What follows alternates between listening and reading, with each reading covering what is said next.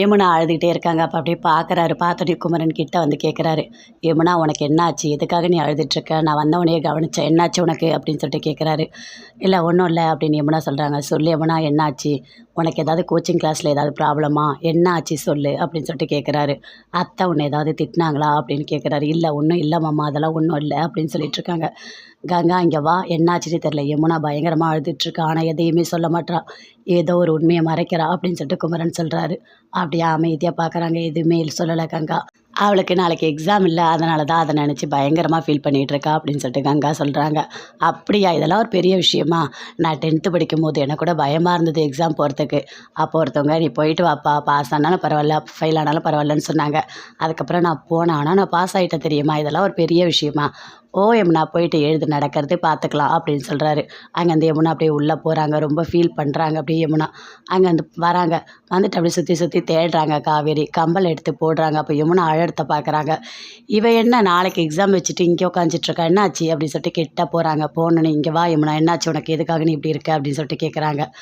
என்ன நாளைக்கு எக்ஸாம் உனக்கு, நீ படிக்கலையா அப்படின்னு சொல்லிட்டு கேட்குறாங்க. நாளைக்கு எக்ஸாமா? நான் எதுக்காக எழுதணும் அப்படின்னு சொல்கிறாங்க. என்ன யமுனா சொல்கிற?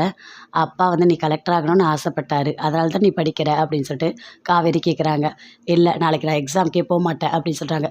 ஏய் உனக்குனா பைத்தியமாக பிடிச்சிருக்கு, அடிச்சிடா அவ்வளோதான் அப்படின்னு சொல்லிட்டு காவேரி பயங்கரமாக கோவப்படுறாங்க. சொல்லு, உண்மையை சொல்லு, என்ன ஆச்சு அப்படின்னு சொல்லிட்டு கேட்குறாங்க. இல்லை நான் போய் நிவினை பார்த்தேன். ஆமாம் நாளைக்கு எக்ஸாம் வச்சுட்டு நீ எதுக்காக போய் நிவினை பார்த்த அப்படின்னு சொல்லிட்டு காவேரி பயங்கரமாக திட்டுறாங்க. யமுனா அழுதுகிட்டே இருக்காங்க. என்னை கல்யாணம் பண்ணிக்க மாட்டாருன்னு உங்ககிட்ட சொன்னார் அவரு, ஆனால் நீ என்கிட்ட சொல்லலைல்ல, உண்மையை மறைச்சிட்டல்ல அப்படின்னு சொல்லிட்டு யமுனா சொல்கிறாங்க. இல்லை நான் தான் உங்ககிட்ட சொன்னேன்ல, நான் எப்படியாவது உன்னை நிவினுக்கு கல்யாணம் பண்ணி வைக்கிறேன்னு சொன்னேன். நீ எதுக்காக போயிட்டு நேரில் பார்த்த அப்படின்னு சொல்லிட்டு காவேரி சொல்கிறாங்க. இங்கே பார்த்தியா, நான் சொல்கிறத கேளு. அவர் என்ன கல்யாணம் பண்ணிக்கலாம் கூட பரவாயில்ல, ஆனால் அவர் என்ன தெரியுமா சொன்னார்?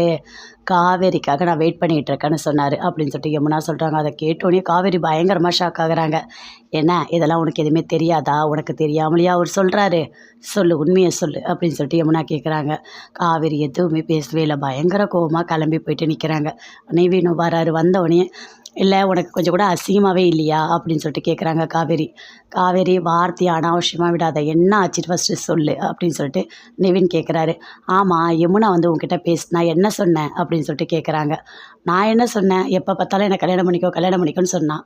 எனக்கு உன்னை கல்யாணம் பண்ணிக்க விருப்பம் இல்லைன்னு சொன்னேன், அவ்வளோதான், நான் வேறு எதுவும் சொல்லலையே அப்படின்னு சொல்லிட்டு நிவின் சொல்கிறாரு. அது மட்டும்தான் சொன்னியா? வேறு எதுவும் சொல்லலையா அப்படின்னு சொல்லிட்டு கேட்குறாங்க. இல்லையே நான் வேறு எதுவும் சொல்லலையே. எதுவும் சொல்லலையா? பொய் சொல்லாத, உன்னை பார்த்தாலே எனக்கு கோவமாக வருது. காவேரிக்காக வெயிட் பண்ணிகிட்ருக்கேன்னு சொன்னியா அப்படின்னு சொல்லிட்டு காவேரி கத்துறாங்க. அப்படியே எதுவுமே பேச முடியல. நிவின் அப்படியே அமைதியாக இருக்கார். ஆமாம் எனக்கு கல்யாணம் ஆகிடுச்சின்னு உனக்கு தெரியல, உனக்கு கல்யாணம் ஆகிடுச்சா அப்படின்னு சொல்லிட்டு கேட்குறாரு. அப்போது என் கழுத்தில் இருக்க தாலி என்னது அப்படின்னு சொல்லிட்டு தாலி எடுத்து அப்படியே காவேரி காட்டுறாங்க.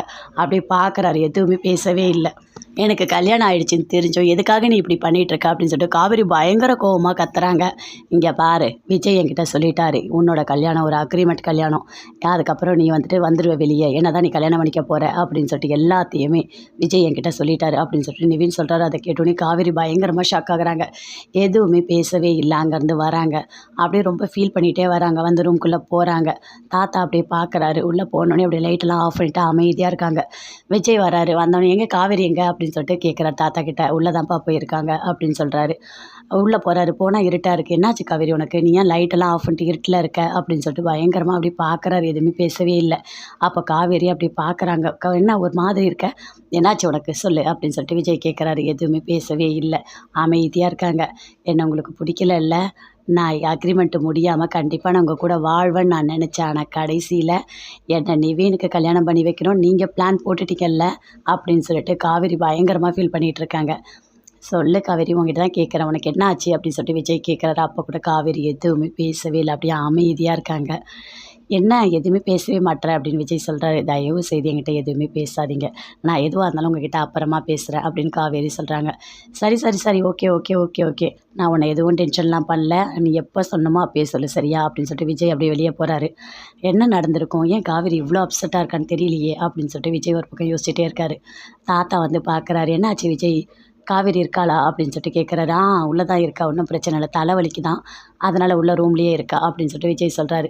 சரிப்பா சரி, நீ போய் பார்த்துக்கோ போ அப்படின்னு சொல்கிறாரு. சரி தாத்தா நான் போகிறேன் அப்படின்னு சொல்லிட்டு விஜய் மறுபடியும் உள்ளேயே போகிறாரு. எதுவுமே பேசவே இல்லை. போயிட்டு அப்படியே திரும்பி படுத்துக்கிறாரு. காவேரி இந்த பக்கம் திரும்பி படுத்துக்கிறாங்க. விஜயோட பழகுனது, பேசுனது, கொடைக்கானல்ல இருந்தது எல்லாத்தையுமே காவேரி யோசிச்சு பார்க்குறாங்க. யோசிச்சு பார்த்து பயங்கரமா ஃபீல் பண்ணுறாங்க.